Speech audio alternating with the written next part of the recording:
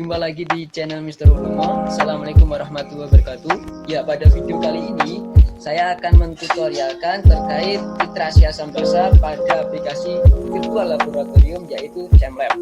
Bagi teman-teman yang belum mendownload dan menginstal aplikasi ChemLab, bisa download di link di bawah ini agar teman-teman bisa menginstal langsung di komputer teman-teman. Semoga video ini nantinya dapat bermanfaat bagi teman-teman. Silahkan menonton dan menyimak ya. Jangan lupa like dan subscribe-nya. Terima kasih. Silahkan menonton. Ya, selamat datang teman-teman. Langsung saja. Di sini kita sudah masuk di aplikasi ChemLab. Ini merupakan layar utama ketika kita sudah masuk aplikasi ChemLab seperti ini. Ini ada suatu kenyataan dari si pembuat aplikasi. Klik aja I agree. Lanjut, ya saya tekankan ini merupakan aplikasi ChemLab 2.5.1 yang bisa teman download di internet. Kemudian agar teman-teman lebih kenal dari aplikasi ini, teman-teman bisa baca pernyataan di sini seperti ini. Dan kalau ingin melanjutkan membaca, klik aja next tip seperti ini. Ya. Jika dirasa teman-teman sudah selesai membaca dan sudah memahami, klik aja close. Kemudian pada tampilan ini ada berbagai macam praktikum yang teman-teman bisa terapkan di aplikasi ini. Ada acid base titration, kemudian ada fraction non-crystallization lab, kemudian ada gas compression, kemudian ada generic lab, kemudian ada gravimetric analysis of fluoride, kemudian ada reaction kinetic in the operation, kemudian ada specific heat lab. Jadi di sini ada 7 praktikum yang bisa teman-teman terapkan di aplikasi ini. Karena tujuan kita di sini akan melakukan praktikum literasi asam basa, maka kita pilih acid base titration dan klik OK. Ya, selanjutnya di sini akan saya kenalkan kepada teman-teman. Di sebelah kiri di sini ada 3 pilihan, ada introduction, kemudian ada prosedur, kemudian ada observation. Introduction di sini berisi teori terkait literasi asam basa yang akan kita praktikkan. Seperti ini bisa teman-teman baca. Di sini karena aplikasi ini basicnya itu berbahasa Inggris, jadi teman-teman selain belajar kimia, teman-teman juga bisa menerapkan kemampuan bahasa Inggris teman-teman di sini seperti itu.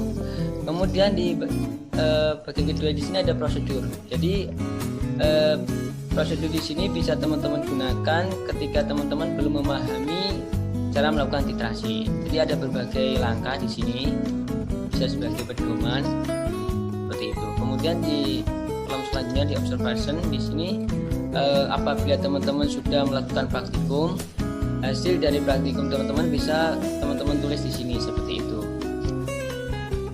Ya, di sini 3 hal ini sangat membantu dalam melakukan praktikum seperti itu. Jadi bisa teman-teman gunakan. Selanjutnya, sebelum kita melakukan praktikum, saya juga akan memperkenalkan pada teman-teman terkait penggunaan aplikasi ChemLab ini. Di sini di toolbar ada berbagai alat praktikum yang bisa teman-teman terapkan pada literasi asam basa dan pada praktikum lainnya seperti itu. Jadi apabila teman-teman di sini ingin menginginkan alat praktikum, teman-teman bisa memilih di gambar toolbar seperti ini di sini ya. Jadi semisal Erlenmeyer, klik aja gambar Erlenmeyer, maka akan muncul Erlenmeyer seperti itu. Kemudian jika teman-teman membutuhkan Bunsen, klik aja gambar Bunsen, maka akan muncul Bunsen. Kemudian jika teman-teman membutuhkan alat lain seperti Becker, klik aja gambar Becker, maka akan muncul Becker seperti ini ya. Jadi mudah, aplikasi ini tidak rumit, mudah dipahami kok. Apalagi teman-teman sudah menonton video ini, pasti nanti lebih mudah dalam mempraktekkan seperti itu. Kemudian akan saya jelaskan lagi, selain teman-teman mengambil peralatan di toolbar, teman-teman juga bisa mengambil peralatan laboratorium di menu equipment. Jadi di sini ada berbagai alat praktikum yang bisa teman-teman gunakan. Misal nih teman-teman membutuhkan Erlenmeyer, maka klik aja Erlenmeyer di sini. Semisal ukurannya 100 ml ya, klik aja maka akan muncul juga Erlenmeyer dengan ukuran 100 ml seperti itu. Selain itu, apabila teman-teman ingin membutuhkan bahan kimia, teman-teman juga bisa mengambilnya di toolbar di sini, di gambar di toolbar di gambar ini kan ada penambahan kimia, klik aja seperti ini, maka akan muncul tampilan seperti ini. Semisal nih teman-teman ingin menggunakan bahan H2O atau air sebesar 10 ml. Teman-teman tulis di sini aja 10 ml seperti itu. Kemudian ingin mewadahkannya di semisal apa ya? Di sini ada berbagai wadah yang teman-teman gunakan, bisa gunakan ya. Semisal kita wadahkan beker seperti itu. Maka otomatis H2O tadi atau air udah ada di beker seperti ini, bisa teman-teman lihat. Selain itu, tadi itu kan beker muncul beker dan H2O secara langsung. Jadi apabila teman-teman menginginkan wadah yang sudah teman-teman siapkan di sini dan ingin menambahkan bahan kimia, jadi klik aja pada wadah yang teman-teman inginkan seperti ini. Klik, kemudian klik kanan, pilih chemical seperti ini, tambahkan H2O sebesar 10 ml. Jangan pilih add new, tapi pilih place in briquette seperti itu ya. Kalau add new nanti seperti yang tadi itu, jadi pilih yang place in briquette seperti itu.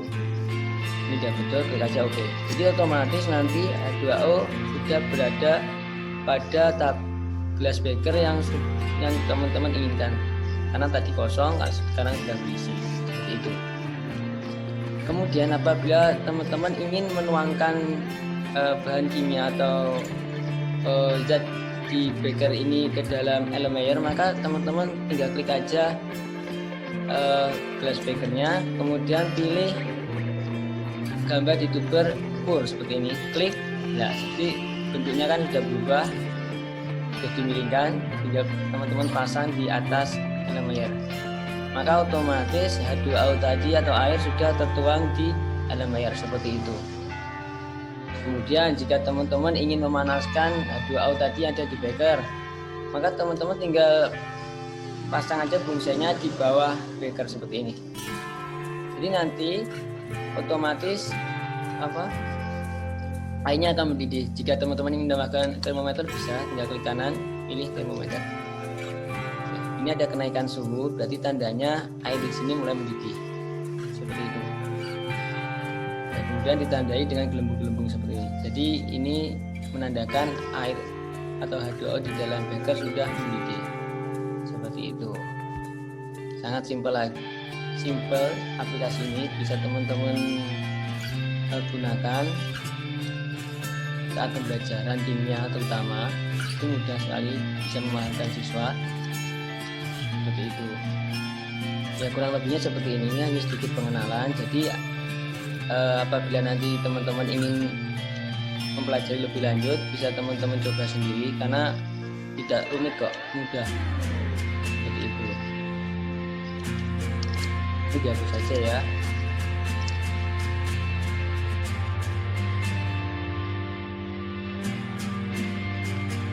Selanjutnya kita akan melakukan praktikum titrasi asam basa. Maka di sini kita lihat aja di prosedur, ada berbagai langkah bisa kita gunakan atau bisa kita jadikan pedoman. Pada tahap pertama di sini kita disuruh menyiapkan 100 ml Erlenmeyer. Jadi kita pilih di equipment ya. Di sini 100 ml Erlenmeyer, Erlenmeyer ini 100 ml seperti ini. Kemudian kita disuruh menambahkan larutan HCl sebanyak 35 ml dengan konsentrasi 0,2 m. Maka kita klik aja pada Erlenmeyer sini, di kanan pilih chemical, kemudian pilih HCl tadi sebanyak berapa, 35 ml. Kita pilih place in bracket, sudah, kemudian klik OK. Ya, jadi tahap kedua kita suruh menambahkan indikator. Indikator di sini kita gunakan phenolphthalein banyak 2 tetes. Jadi kita tambahkan indikator phenolphthalein. Klik aja di sini di kanan, kemudian pilih indikator. Biar lebih mudah. Ya, di sini ada berbagai indikator yang bisa kita gunakan. Karena di sini kita disuruh untuk memilih indikator phenolphthalein, maka kita pilih phenolphthalein. Kita tadi itu sebanyak 2 tetes. Karena kita klik 2 klik atau 2 drop, kemudian klik OK. Jadi otomatis indikator tadi sudah berada di dalam elemen. Kemudian di tahap ketiga di sini kita disuruh untuk menyetel pH. Jadi kita isi pH-nya, pH meternya, kita klik aja di sini, kemudian pilih pH meter. Jadi otomatis nanti pH ada di bawah elemennya di sini ya. Karena di sini larutan HCl bersifat asam, maka pH-nya di bawah 7. Di sini sebesar 0,7 ya. Selanjutnya di tahap 4, di sini kita disuruh untuk menyalakan pengumpul data titrasi. Ya, klik aja di elemen lagi, kita klik, kemudian pilih collect titration data. Seperti itu. Kemudian di tahap kelima kita disuruh untuk membuka jendela data titrasi. Kita buka, klik kanan, kemudian view titration data. Jadi tampilan ini titration data di sini kita akan melihat kurva yang ada ketika kita melakukan titrasi. Jadi sedangkan kurva kita ketahui kurva akan muncul di sini ketika saat melakukan titrasi. Kurva titrasi atau bentuk dari kurva titrasi itu tergantung dari kekuatan asam dan basa yang kita gunakan dalam titrasi. Jadi semisal kalau di sini itu asam kuat dengan basa kuat, maka bentuk kurvanya kurang lebih seperti ini. Kurang lebih seperti ini ya nanti. Kurang lebih seperti itu. Kemudian di tahap 6 di sini kita disuruh untuk menyiapkan buret dan menambahkannya larutan NaOH sebanyak 50 ml. Karena di sini NaOH sebanyak 50 ml, maka buretnya juga ukurannya 50 ml. Kita siapkan buretnya. Buret mana ya? Ini sebanyak 50 dengan ukuran 50 ml. Ini udah. Atau di sini aja dekat. Ya. Kemudian kita beri larutan NaOH. Kita pilih chemical larutan NaOH banyak 0,2 ml sebesar 50 ml. Ya, kita klik aja OK. Dia otomatis NaOH sudah ada di dalam buret. Kalau di praktikum nyata, di dunia nyata, kita tahu sendiri buret itu membutuhkan statif. Nah, seperti ini ya. Kalau di sini tidak membutuhkannya karena sudah langsung buretnya seperti itu, tanpa membutuhkan statifnya itu ya. Nah, kemudian akan saya sedikit jelaskan terkait titrasi. Di dalam buret di sini ada larutan NaOH. NaOH di sini kalau di dalam proses titrasi itu disebut dengan titran. Jadi di sini NaOH berfungsi sebagai titrannya atau zat yang menitrasi. Kemudian larutan HCl di sini ada di dalam elemen air disebut dengan titrat atau sampel yang akan kita titrasi seperti itu. Selanjutnya akan kita lakukan titrasi seperti itu ya. Kita coba, karena di sini kita disuruh saat menitrasi itu pertama itu cepat, kemudian melambat seperti itu ya. Coba kita akan lakukan. Bismillahirrahmanirrahim. Lakukan dengan cepat. Nah, di sini maka akan terukur, akan membentuk kurva ya. Teman-teman lihat aja.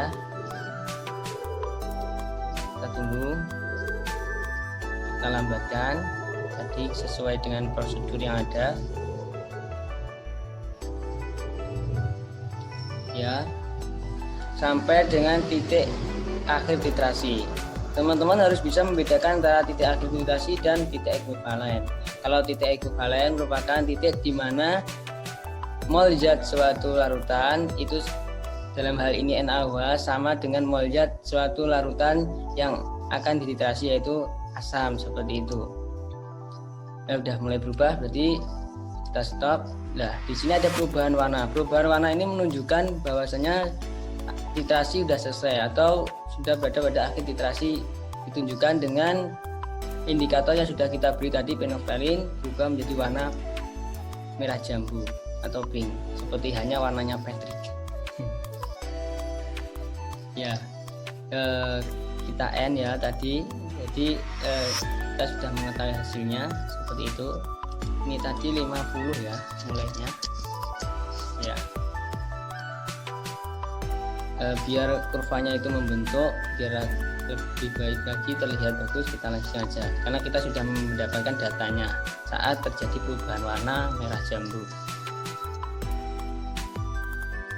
Lanjutkan aja. Ya, seperti ini bentuknya ya kalau kita melarutkan asam kuat dengan basa kuat seperti ini. Ya, mungkin itu yang bisa saya sampaikan terkait tutorial dari titrasi asam basa pada aplikasi JamLab.